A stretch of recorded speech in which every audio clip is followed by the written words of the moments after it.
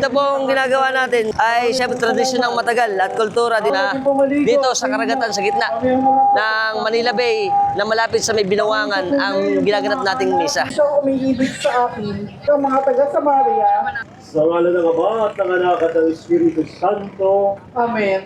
Panagampisan na yung misa. At ipinatong ni na Pedro at Juan ang kanilang kamay sa kanila at tumanggap sila ng Espiritu Santo. Ang nilalang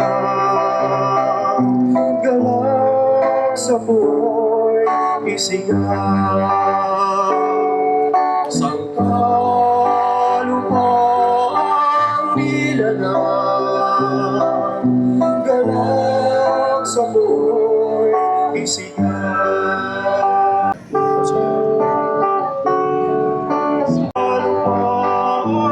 nilalang galak sa buhay isigaw. Panatilihin ninyong malinis ang inyong budhi upang mapahiya ang mga umalipusta at tumutuya sa inyong magandang asal bilang mga lingkod ni Kristo.